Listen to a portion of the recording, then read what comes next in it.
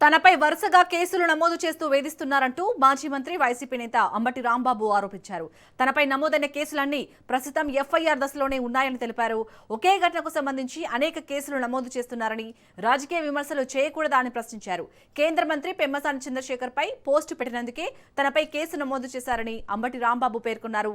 అధికార పార్టీకి ఒక న్యాయం, ప్రతిపక్షానికి మరో న్యాయమా అంటూ ప్రశ్నించిన అంబటి పోలీసులు నిష్పక్షపాతంగా వ్యవహరించడం లేదని విమర్శించారు.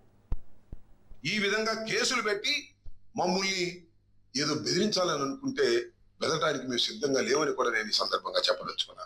నేను ఈ రాష్ట్రంలో పోలీసులు చేసిన పనులు నాకు తెలియగలిగితే మా మీద కేసులు పెట్టమా? పోస్టులు పెట్టి కేసులు పెడతారా? ఎంతకు దిగజారిపోయారు పోలీసు వ్యవస్థ వాళ్ళు నాకు అర్థం కావట్లేదు. పోలీసులు కారులో గంజాయి దొరికిందా అంటే ఏంటి అర్థం? గంజాయిని పోలీసు వారే అమ్ముతున్నారు, గంజాయిని పోలీసు వారే సరఫరా చేస్తున్నారు వ్యానుల్లో. ఇది నా ఆరోపణ కాదని చెప్పాడు. 100 రోజుల్లో గంజాయి లేని రాష్ట్రాన్ని సృష్టిస్తామన్నారు, గంజాయి లేని రాష్ట్రంగా చేస్తామన్నారు. 100 రోజులు కాదు, 2 సంవత్సరాలు దాటిపోయింది. ఎక్కడ పడితే అక్కడ గంజాయి. మా మీద ఈ సిల్లీ కేసులు పెట్టడం ఏంటంటే లా అండ్ ఆర్డర్ కాపాడండి సార్. పోలీసు వ్యవస్థను అడుగుతా ఉన్నా, డీజీపీని అడుగుతా ఉన్నా, ఐజీని అడుగుతా ఉన్నా.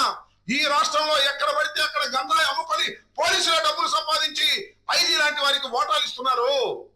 3 చోట్ల పేకాట క్లబ్బులు నడుస్తా ఉంటే రోజుకి 20 లక్షల రూపాయలు సంపాదిస్తా ఉంటే దానిలో ఐజీకి డబ్బులు ముడతా ఉన్నాయి. ఇది నా రాజకీయ విమర్శ. నా దగ్గర సోర్స్ ఉంది, అవసరమైనప్పుడు చెప్తాను.